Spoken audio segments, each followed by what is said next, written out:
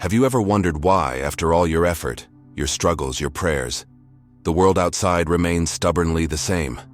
You have been taught to fight, to chase, to work hard for what you desire. But that is the great deception. The power you seek is not in the effort. It is not out there to be earned. It is the very essence of who you are. The silent awareness listening to these words right now. You are not a piece in this game of life. You are the power that moves the pieces. And in the next few minutes, you will understand how to stop playing by the rules you were taught and start creating the reality you choose. Stay with me until the end, and you won't just learn a new method. You will remember who you truly are. And that changes everything. You have been told that imagination is a toy, a faculty for children and dreamers, a harmless escape from the real world. But that is a profound and deliberate misunderstanding. Your imagination is not an escape. Oh no. It is the very workshop of God, the divine studio where realities are conceived and given form before they ever appear in your world of shadow. This is the sacred space within you, the Holy of Holies where you, the true operant power, conduct your work. It is not fantasy. It is the womb of creation itself. Every single thing you see around you, the chair you're sitting in, the room you occupy, the very body you wear, was first a thought, a feeling, an image held steadfastly in imagination. You are, right now, sitting in the midst of a materialized dream. The only question is, whose dream is it? If it is not the one you consciously chose, it is because you have let this divine power operate in the dark, shaping your world from unexamined assumptions and fears. It is time to turn on the light. And here is where the great secret is revealed. Consciousness is the one and only reality. Not the world you see with your physical eyes, not the circumstances that appear so solid and unchangeable. All of that is secondary, an effect, a mere reflection in a mirror. Your consciousness, your awareness of being is the substance from which all things are made. You are not in the world is in you. It is a projection of the state you currently occupy. Feel that for a moment. Let it sink past the defenses of your logical mind. The entire vast universe is contained within your own wonderful human imagination, and your state of consciousness is the selective lens that determines which fraction of that infinity you will experience as your physical life. When you try to change circumstances out there, you are polishing the mirror, hoping it will change the reflection. It never will. The change must happen within, in the one true reality, your consciousness. Now, go deeper. Who is this consciousness? Who is this I that imagines and experiences? You have been taught to identify with your name, your history, your successes and failures, your body. These are but costumes you wear, roles you play upon the stage of space and time. But you are the awareness behind the mask. Before you were anything, you were simply, I am. That is your true name. It is the name of God, and it is your own.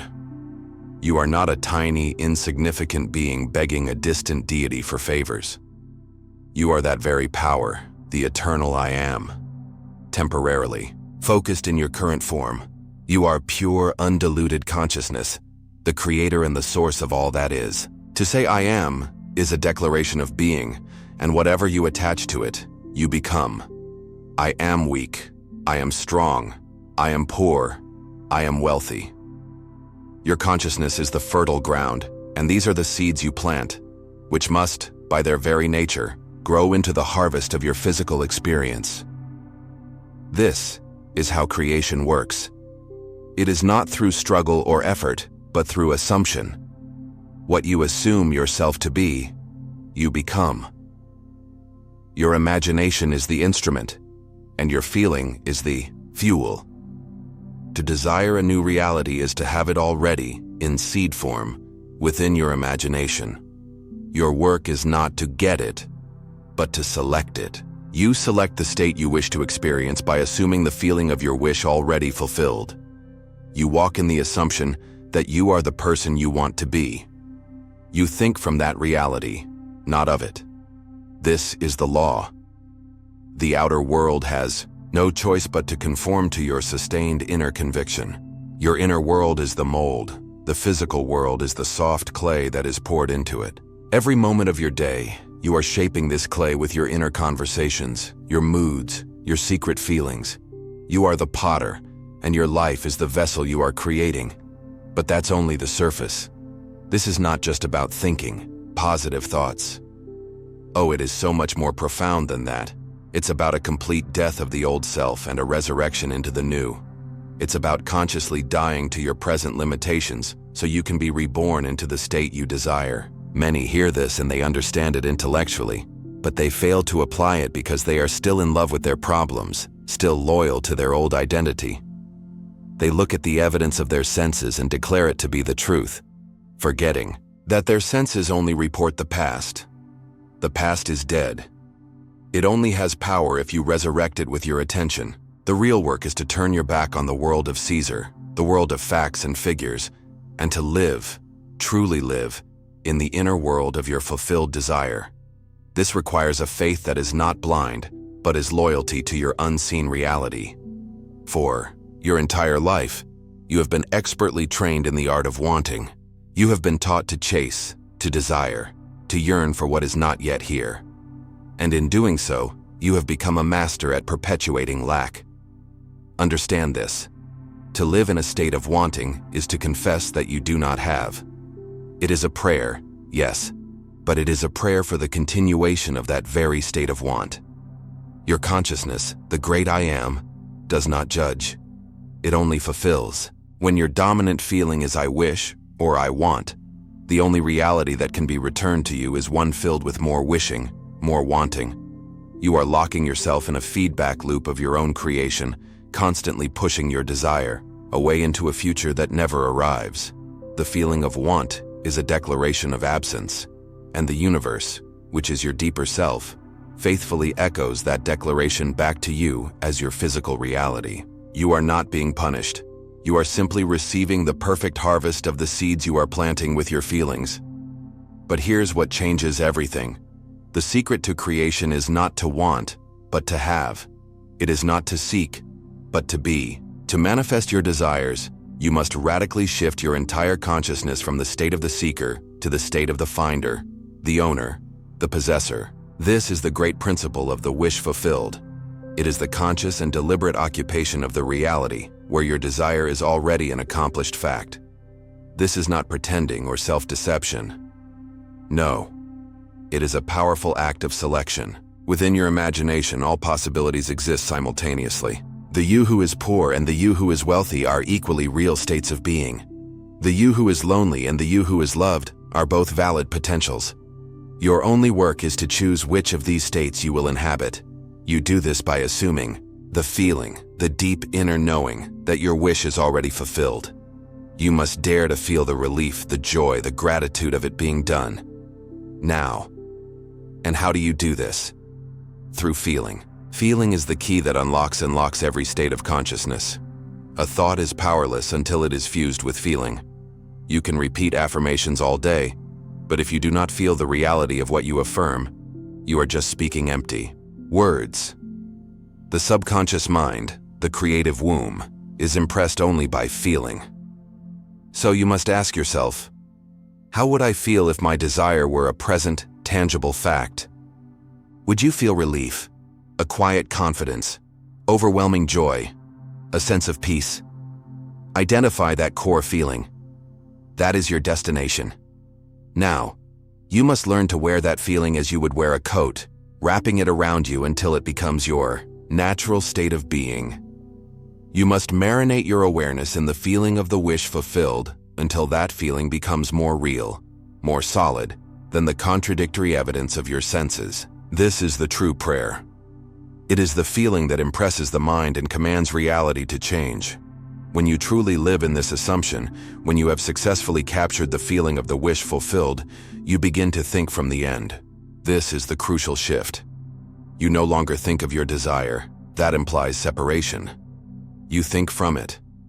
A wealthy man does not think of wealth. He thinks from a state of security and abundance. A person who is deeply loved does not constantly think of being loved.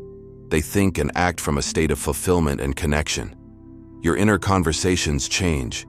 Your reactions to the world change. You are no longer anxiously looking for signs or waiting for the mail to arrive. Why would you? You already are that which you desired to be. Your inner conviction is the only sign you need. You walk with a quiet confidence, a secret knowledge that your inner reality is the only one that matters, and the outer world is simply running to catch up. This is the meaning of living by faith. So you see, you are not trying to make something happen. The creation is already finished. All states, all possibilities are completed and exist now in your imagination. You are not a creator in the sense of building something from nothing. You are a selector, an awakener. Your desire is simply a signal, drawing your attention to a reality that is waiting for you to occupy it. By assuming the state of the wish fulfilled, you are tuning your consciousness to that frequency. You are moving into a new spiritual house. You remain there, living in that inner home, and eventually, the entire world reshapes itself around your new occupancy. The old state, with its problems and limitations, simply withers and dies from lack of attention. The question is not how will it happen. The only question is, which state am I choosing to live in right now? Now go deeper. How do we make this selection a deliberate, disciplined practice? So you understand the principle. You know you must occupy the state of the wish fulfilled. But how do you do this deliberately? How do you move from your current state of consciousness to the one you desire? This is not about wishful thinking. It is about disciplined imagination. These are the tools, the sacred techniques, for entering your desired reality. The most powerful gateway is the state just before sleep. That drowsy, lucid moment when the conscious world begins to fade. This is your workshop. Here, you will practice living in the end. Do not visualize the desire itself. That implies you don't have it. Instead, you must construct a short, simple scene, a mental event, that implies the desire is already fulfilled. A friend congratulating you. The feeling of a wedding ring on your finger. The handshake that seals the deal. It must be an action that follows the fulfillment. See it vividly, feel the sensory details, but most importantly, feel the emotion, the relief, the quiet joy, the satisfaction. As you replay this short loop over and over again like a lullaby, as you drift into sleep, what you feel as you fall asleep is the state in which you will awaken, both literally and figuratively. Sleep is the door through which the conscious, waking mind passes its impressions to the subconscious, the creative power that directs all life.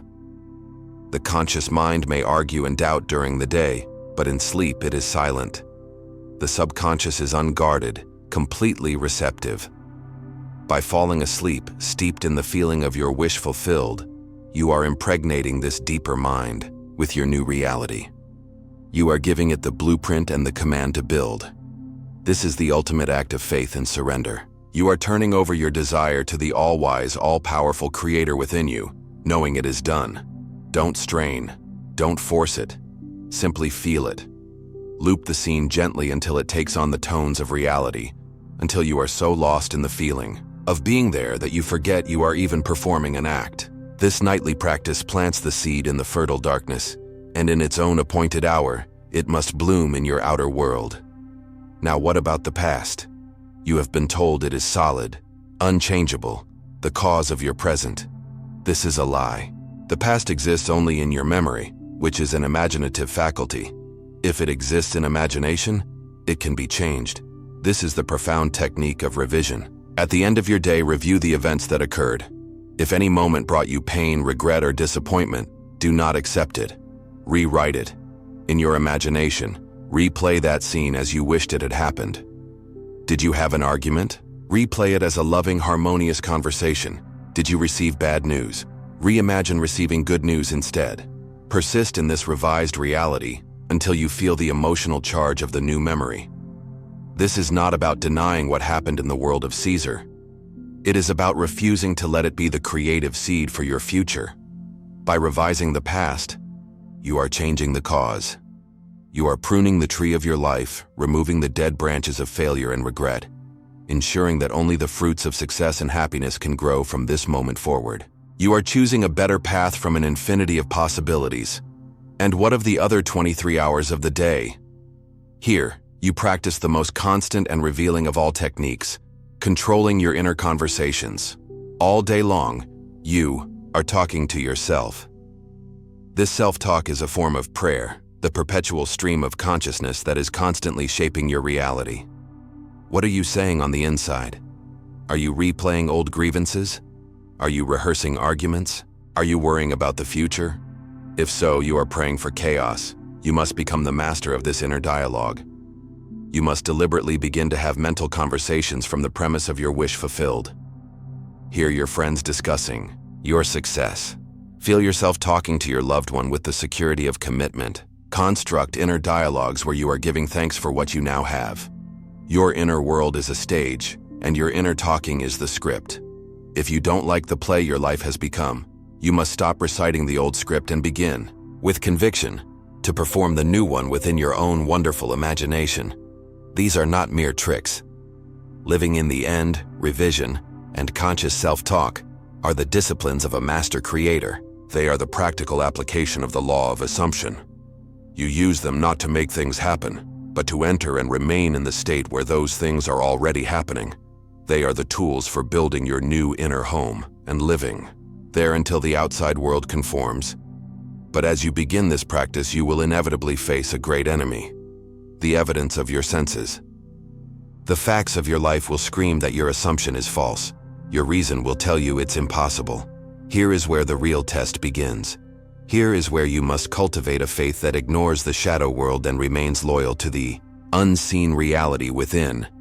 But that's only the surface. Here's what changes everything. And so you begin. You practice your techniques. You capture the feeling of the wish fulfilled. And then you open your eyes, and the world, the great shadow, screams back at you that nothing has changed. This is the test. This is the moment where most people fail. They look upon the evidence of their senses, the so-called facts of their life, and they bow down to them as the ultimate reality. But your senses can only report on the past. They show you the world that was created by your former states of consciousness. To accept their report as final is to condemn yourself to repeat that past indefinitely. You must understand, your physical reality is a lagging indicator. It is a mirror reflecting what you held in consciousness moments, days, or even weeks ago. To change the reflection, you must hold steadfastly to the new image within, ignoring the persistent old reflection until it has no choice but to fade away. You must dare to believe your inner world more than the outer one. Your past failures will rise up like ghosts, whispering that this won't work, that you've tried before, that you are not worthy. But what is the past? It is nothing more than a collection of scenes held in your imagination. It has no power over you unless you give it power. You give it power by constantly replaying it, by feeling the sting of old regrets, by identifying with the person who failed. This is a choice. You can, this very moment, choose to let the dead bury their dead. Your power is not in the past. It is in your present assumption. What you assume now is the only creative force in your universe. When you truly claim your new state of being, you are reborn. The old man with his history of failure is dead. You are a new being, and that new being has no history, but the one you are creating for it now, from the end. Do not turn back to look at the old pillars of salt. Walk forward into your new reality. This requires faith, but faith is not the blind, hopeful wishing you may have been taught. Oh no. True faith is loyalty to your unseen reality. It is the inner evidence of things not yet seen by the physical eye. Faith is not hoping it will come true. It is the calm, inner knowing that it is true right now in the only reality that matters, your consciousness. It is the ability to stand in the midst of seeming chaos, to see the bills pile up, to hear the word no, and yet remain unmoved in your inner conviction that you are wealthy, that the answer is yes. This faith isn't always a feeling of ecstasy. Sometimes it is a quiet, stubborn persistence. It is a refusal to be swayed by appearances. It is the deep, silent knowledge of your own creative power, your I amness, that sustains you while the seed you have planted pushes its way through the dark earth. And from this state of true faith comes the crucial element of detachment. Once you have performed your imaginative act, once you have assumed the feeling of the wish fulfilled and impressed your subconscious mind, your work is done. You must release it. You must trust the process. To constantly look for signs, to worry about the how or the when, is to admit you do not truly believe you have received it. It is like planting a seed and then digging it up every hour to see if it is growing. This anxiety will kill the seed. True detachment comes from confidence. When you truly know that it is done, you no longer feel the need to interfere. You walk in a calm assurance, knowing that a bridge of incidents, often in ways you could never have conceived, is being built to bring your assumption into the physical world. You trust the infinite wisdom of your deeper self to handle the details. So you see, the obstacles are not outside of you. The only obstacle is your own doubt, your own wavering attention, your own loyalty to the world of shadows. Cultivating faith is the practice of taming your attention and placing it solely on the reality of your choice, holding it there until it becomes your new home. Once you learn to do this for a single desire, you unlock a power that has no limits. You realize that the same law that can manifest a single dollar can manifest $1 million. The same power that can heal a relationship can create a life of perfect harmony. You are not limited to manifesting one thing at a time. The power is absolute. Now you understand how to remain faithful to an assumption, and you realize you are not limited. Now, we go deeper into the heart of abundance. Once you have proven this law for yourself, even in a small way, you will be tempted to stop. But why would you? The infinite being, the I Am, limit yourself to a single blessing. You have been taught to think in terms of lack, to solve one problem at a time, to move from one desire to the next in a perpetual state of seeking. This is the consciousness of limitation. The law of assumption does not care if your desire is big or small, singular or plural. The creative power does not count. It only reflects the state you occupy. To try and manifest a list of desires one by one is to remain on the surface. The real work is to go deeper, to shift your entire concept of self from someone who gets things to someone who simply is. You are not here to collect experiences. You are here to embody states of consciousness. Here is the secret to having it all. Do not try to generate the individual feeling for every single one of your desires. That is complex and can be confusing. Instead, you must find a single, simple, all-encompassing feeling that implies all your desires are fulfilled. What would you feel if right now, everything in your life was absolutely perfect? If your health, wealth, and relationships were exactly as you desire them to be? Search for that general, overarching feeling. Perhaps it is a profound sense of peace. Perhaps it is a quiet, unshakable security. Perhaps it is simply a vibrant, expansive joy, captured in the thought, "Isn't it wonderful?" That single feeling is your goal. That is the state you must capture and live in. By embodying this one state of general fulfillment, you become the cause of a multitude of harmonious effects that will effortlessly blossom in your life. This requires you to abandon the greatest lie ever told, the lie of scarcity. The belief that there is not enough to go around, that you must struggle and compete for your share, that abundance is for others but not for you. This is a hypnotic spell you have allowed the outer world to cast on you. You must break it. Abundance is not something you acquire. It is your birthright. It is the very nature of the I Am that you are. You are the source of all supply. Wealth, love, creativity, and vitality are not external things you must chase. They are the natural outward expressions of your own consciousness when it is freed from the cage of limiting beliefs. To claim a life of abundance is not an act of greed. It is an act of returning home to your true nature as the creator and possessor of all things. You are not becoming abundant. You are simply ceasing to believe that you are not. And the master key to this state, the feeling that aligns you perfectly with the frequency of abundance, is gratitude. Not a passive thank you for something you have received, but an active, creative, and dynamic force. To feel genuinely grateful for your desire before it has appeared to your physical senses is the highest form of faith. It is the ultimate declaration that you know it is done. Gratitude is the frequency of the fulfilled reality. When you are feeling truly grateful, you cannot be feeling lack. The two states cannot coexist. Therefore, fill your days and nights with the feeling of gratitude. Be grateful for the love that is already yours, the wealth that is already in your account, the health that is already surging through your body.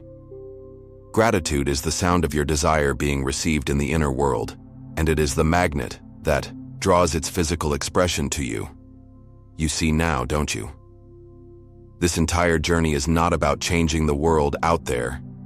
It has always been about remembering who you are. You are not a victim of fate, but the master of your assumption. You are not manifesting something new. You are selecting from the infinite realities that are already finished, that already exist within your own wonderful human imagination. The world is nothing more than a mirror, reflecting the state of consciousness you have chosen to occupy. Your imagination is the only reality. Your feeling is the secret key. Your faith is your loyalty to this unseen truth. You already are everything you could ever desire to be. The only work is to convince yourself of this truth, and once you do, the world has no choice but to change. You are no longer the person who started this video. The knowledge has been awakened. The world you see is not the cause. It is the effect. The feeling you hold within you right now, that is the one and only creative power. So the only question left is, what will you assume to be true?